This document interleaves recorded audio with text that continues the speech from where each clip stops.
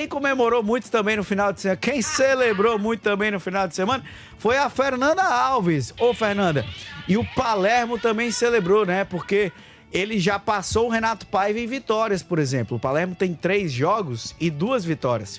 O Renato Paiva, em 10 partidas, ganhou apenas uma.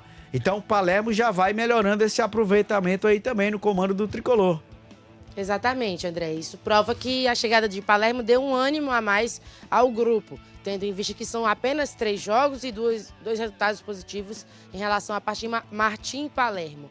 Renato Paiva só teve uma vitória e tem outro número também em relação à Vojvoda nesta temporada. O treinador fez 13 jogos e só teve 2 vitórias, e o que se iguala agora a Martim e Palermo. E aí, na coletiva de imprensa pós-jogo, ele falou sobre essa semana. Lembrando que essa semana para a preparação é diferente das outras que ele teve acesso. Teve o primeiro intervalo de 7 dias, que ainda estava na data FIFA, e depois 2 semanas cheias para preparação. E essa semana tem jogo quinta e no domingo, então tem um intervalo mais curto. E ele fala sobre como será essa preparação, pensando no São Paulo e também no Juventude. Son los mismos días o la misma semana de poder buscar esos jugadores para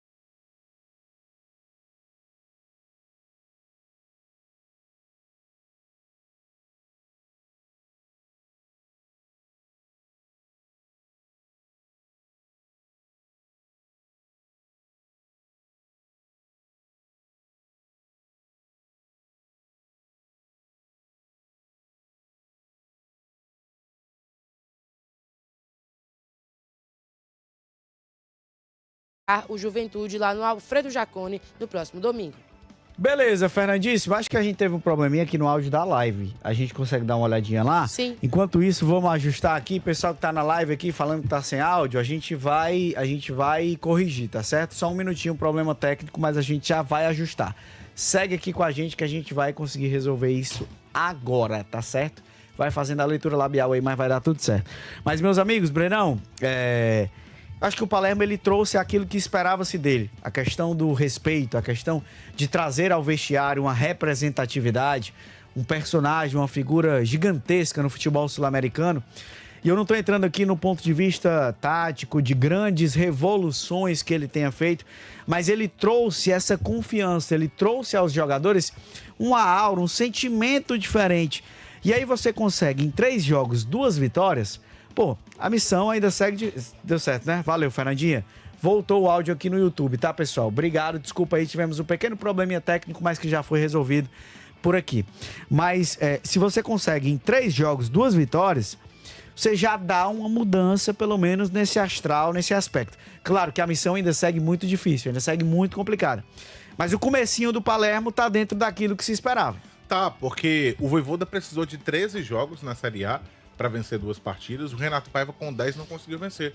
O Palermo chega em 3 e vence 2. Eu já vi gente falando, mas pegou 2 equipes de zona de rebaixamento. Mas são esses que ele tem que ganhar principalmente. E que ele não tinha vencido, o Fortaleza não tinha vencido no primeiro turno. Não tinha vencido, o Vitória não tinha vencido. Foi fora de casa, mas não ganhou. Exato. Então são esses os jogos que ele precisa vencer. Óbvio que ele vai precisar também tirar pontos de equipes mais fortes. Isso é claro, evidente. Porque o Fortaleza ainda tá 6 pontos distante do primeiro time fora da zona de rebaixamento. Mas você imagina, se ele não ganha dos concorrentes direto, se ele não ganha de 2 times que estão com ele no Z4, que também querem sair dessa zona de rebaixamento, como é que você ia ter perspectiva que ele ia ganhar de outras equipes? Então ele precisava vencer. O Palermo, ele vem, André, trazendo essa questão de convencimento dos jogadores no sentido de que eles continuem acreditando. Porque antigamente tinha-se uma ideia que o treinador ele chegava e ele mandava, ele é aquele cara que apontava e todo mundo ia fazer o que ele queria. Não é dessa forma. Hoje o cara tem que remar junto com os jogadores, tá junto com o elenco tem que sentir firmeza no que ele tá propondo e é com isso que se constrói aquela situação de acreditar. É com isso que se constrói o respeito que o Palermo tá conseguindo desse elenco.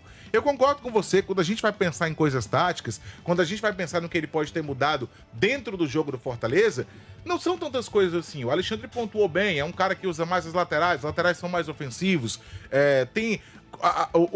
o primeiro volante dele muitas vezes está ali aliado com os zagueiros justamente porque os laterais acabam subindo, então ele ajuda na proteção. Você pode trazer algumas nuances técnicas, mas principalmente com o Palermo, o que a gente vê de diferente no Fortaleza é o espírito dentro de campo. É um time que luta, é um time que tá ali se entregando, é uma equipe que quer ganhar o jogo, é uma equipe que se importa com o que tá acontecendo em campo. Porque com o Renato Paiva recentemente, o que a gente notava era um Fortaleza abatido, apático, sem nenhum tipo sabe, sem conseguir dentro da partida entregar o mínimo que era necessário para competir. Com o Palermo a gente não tem visto isso. Até contra o Palmeiras, no primeiro tempo, principalmente, a gente conseguiu ver um Fortaleza se empenhando. Depois que o placar vai para 3-1, aí todo mundo já se entregou ali. Mas antes a gente conseguia ver um time que pelo menos tentava. E eu acho que esse espírito que ele traz, esse estado anímico que aconteceu, que mudou, que se modificou com a chegada do Palermo, é o principal ponto dele até aqui. É uma equipe que acredita. E quando você tem o Sacha e outros jogadores pedindo pro torcedor ir pro estádio, pedindo pro torcedor não desistir, pro torcedor não acreditar, mostra que tá partindo deles. Se o elenco, se o grupo segue acreditando, se eles continuam empenhados em tentar tirar o Fortaleza dessa situação, já é um ponto muito positivo. Porque com o Renato Paiva a gente não estava conseguindo ver nada disso. Pois é, e é aquela história da mudança de técnico que nós debatemos aqui na semana passada. Sim. Às vezes a mudança do técnico ela traz bem. O Renato Paiva tava na cara que não ia dar em canto nenhum. Tava na cara que o trabalho ali não tinha mais do que se extrair muita coisa. Fortaleza foi para um caminho diferente, apostou no Martim Palermo e tá pelo menos nesse comecinho tendo os resultados desejados. Agora, meu amigo Alexandre Mota, além dessa questão da personalidade, além dessa questão de trazer um respeito, uma representatividade, uma confiança também, o que é que o Palermo trouxe que a gente pôde observar em 3 jogos? Beleza, o recorte é pequeno, o recorte é curto, mas em 3 jogos, sobretudo os 2 jogos em casa, do ponto de vista de armação de equipe, porque você já chamou a atenção para um aspecto. Ele gosta que os laterais apoiem.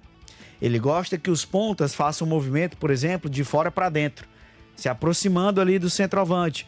O Renato Paiva já gostava dos pontas bem espetados, pisando mesmo na linha lateral. Ele falava sobre isso. Você tem uma aproximação dos homens de meio de campo. O gol do Lucas Sacha é uma demonstração clara disso. Quando você tem o Daverson, o Crispim, os jogadores afundando a linha defensiva do Sport, o Lucas Sacha aparece como elemento surpresa. O que é que a gente pode observar do ponto de vista tático, do ponto de vista de alteração, de formatação de equipe, nesses 3 primeiros jogos do Palermo, principalmente os 2 que ele fez em casa? Eu tava ouvindo também agora há pouco, né, a gente falando, ele já ultrapassou o Renato Paiva, né? Em vitórias. O negócio é tão desgraçado que ele empatou foi com o Vojvoda. Foi. O Palermo em 3 jogos tem o mesmo número de vitórias que o Vojvoda teve no Campeonato Brasileiro. Só pra gente ter a dimensão de como não é tão difícil ultrapassar diante dos resultados que são muito ruins. Mas como era necessário ultrapassar nesse momento. Porque só uma vitória não faz diferença, só 2 vitórias dão um pouco de ânimo mas é essa sequência. E em 3 jogos ele tem 2 vitórias. Então, se a gente for falar da parte tática, que você já elencou muitos desses aspectos, né? Desses movimentos que a gente consegue observar, eu diria que diante do Vitória foi o primeiro prelúdio de como Fortaleza iria jogar e se comportar. E aí você tem dobra nas laterais, você tem muita liberdade de movimentação, porque isso foi dito por todos os jogadores que concederam entrevista desde que o Palermo chegou. E a nossa equipe teve chance também de conversar com o Luca Prior, e ele falou: o Palermo deixa todos nós à vontade. Ele inclusive pergunta onde é que a gente prefere jogar. Poxa, você vai ter liberdade para atacar, não se preocupe, você gosta de atacar, vai ter liberdade para fazer isso. Não é a desordem nem o caos, mas é dar, a partir do momento em que você está no último terço, a liberdade criativa para o jogador. E isso o Palermo, pelo menos os jogadores do Fortaleza, alegam que ele concedeu. Então, há muita dobra nas laterais, há um jogo que em muitos momentos era pelo corredor central anteriormente, e até isso colocava um holofote maior no desempenho do Prior e também dos meias. Hoje, essa peça, ela acaba participando menos do jogo, porque o Fortaleza não só é mais vertical, como ele também utiliza mais os flancos. E a partir desse momento a gente vê muito, André, o primeiro volante do Fortaleza descendo a sua linha e quase compondo como um terceiro, né? Saída de 3. É, uma saída ali de 3 e também defensivamente ele já preparado naquele espaço. A gente visualizou muito isso no jogo contra o Vitória com o Pierre. Muitas vezes o Pierre era esse zagueiro pelo lado direito. Aí você tinha o Brits e tinha o zagueiro pelo lado esquerdo. Além disso, um time que força muito a diagonal, né? O que é que eu consigo falar? São todos pequenas variáveis, né? E quem tá em casa vai dizer: ah, quer dizer agora que ele virou o Barcelona do Nordeste, não sei o quê. Nada disso. Eu acho que a única questão é que a gente chegava no fim da temporada sem saber o que era o Fortaleza. E acho que o grande mérito dele é conseguir dar uma cara. Você pode até não achar que a cara é bonita. Pode reclamar do Pikachu, pode achar ruim que o Davidson joga, dizer que o Luciano não presta, reclamar de um ou outro. Mas a gente sabe o que o Fortaleza vai tentar fazer. Eu acho que, pelo menos para mim, essa tem sido o grande mérito dele. A gente sabe que em pouco tempo ele disse o que o time tinha de fazer e o time está obedecendo. Então, não funcionou contra o Palmeiras, funcionou em parte do Sport, mas em todos os momentos, quando o Fortaleza abriu o placar, ele encontrou gols. Os gols nascem de uma dinâmica de jogo mais definida. Sobre essa dinâmica de jogo, não sei se vocês concordam comigo, mas eu noto também que em relação ao Renato Paiva, a gente tem tido uma diminuição das ligações diretas dos zagueiros para os pontas. Porque como ele jogava com os pontas muito espetados, você tem o Gaston Ávila, você tinha outros jogadores lá da defesa lançando bola há muito tempo. E o Fortaleza não conseguia muitas vezes ficar com essa bola ou criar a jogada dali, partir do ataque para ali. Eu achava que era um time que fazia muita ligação direta com o Paiva. Muita bola longa, muita bola pelo alto. Com o Palermo, a gente tem visto o Fortaleza trabalhar mais essa bola, chegar mais na troca de passes, inclusive fazendo aquela boa tabela entre o ponto e o lateral.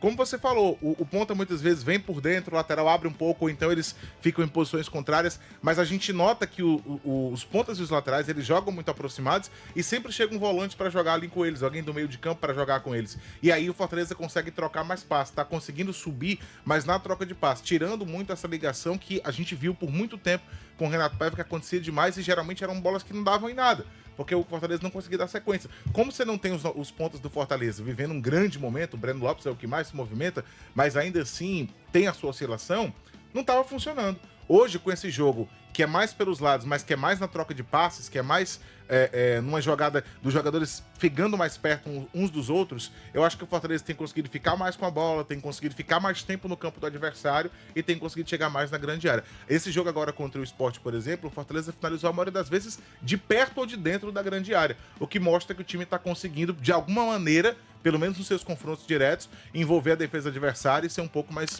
perigoso. Cara, e vamos ser sinceros também, né? E aí não é nada contra especificamente o profissional. É óbvio que quando a gente conversa com todo mundo do Fortaleza, todos são unânimes, falam que o Renato Paiva tinha muito conteúdo. Mas ele não conseguiu traduzir esse conteúdo em prática de jogo. Eu acho que isso fica muito claro. O que o Breno está pontuando aí, né? Esse lançamento, meu amigo, a gente viu 10 jogos do Fortaleza o Renato Paiva, com exceção da largada, e aí no início, né? Empata com o Bahia, ganha do Bragantino. Depois o time degringolou. O Fortaleza termina, na era Renato Paiva, com uma única jogada produzida. Bola longa pro Breno Lopes correr. Ou então fazendo o Prior, que é um jovem, participando do jogo, correndo por todo o campo, tentando decidir ele sozinho. Contra o Vélez, quem lembra daquela partida, é o Prior finalizando da intermediária, é o Prior roubando bola e tentando uma associação, sem que houvesse, para mim, o sentimento de que os jogadores sabiam o que eles precisavam fazer. Poxa, a gente tem que fazer o quê? Qual é a nossa dinâmica de jogo? É como se ele necessitasse de tempo demais para implementar uma ideia e essa ideia ficou pelo caminho. Eu acho que o grande trunfo do Palermo, pelo menos até aqui, e é óbvio que a gente está escolhendo falar só do que ele funcionou, porque não funcionou contra o Palmeiras. Ah, mas era o Palmeiras, mas o Andrés Pereira fez 2 gols de treino. Com muita liberdade, sozinho, na entrada da área, não havia nenhum volante, nem para dar um primeiro combate de aproximação. O time foi entregue naquele momento. Bloco muito baixo, meio espaçado. Então, naquele momento não funcionou, mas olhando para o que funcionou, eu acho que a gente consegue pontuar que hoje o time tem alguma ideia. Para mim, é simplesmente isso. E aí ele consegue, para ter a ideia, ele precisava ganhar o grupo. E qual foi a primeira decisão do Palermo? Por mais que muitos torcedores não concordem, e eu até pontuei aqui, talvez nem precisasse tomar essa decisão, mas ele tomou. Reintegrar todo mundo, ganhar os jogadores. Os jogadores do Fortaleza hoje falam em senso de união. Havia uma segregação, um movimento mais espaçado. E aí entra o cara ser grande no vestiário. O cara entrar no vestiário e mesmo que você não conheça o técnico Palermo, você conhece o Palermo. E isso já dá um primeiro grau de atenção. Você quer saber o que o cara vai dizer. Então ele reuniu todo mundo. Ele impõe respeito, né, cara? Ele trouxe todo mundo para perto dele. Aí se vai funcionar, se isso tudo é apenas um movimento recente que vai continuar ou não, aí é uma questão que a gente vai precisar ver nos próximos jogos. Papo bom, papo muito bom e que a gente vai continuar depois do intervalo. A paradinha é ligeiro bala. 2 minutinhos a gente tá de volta, não sai daí.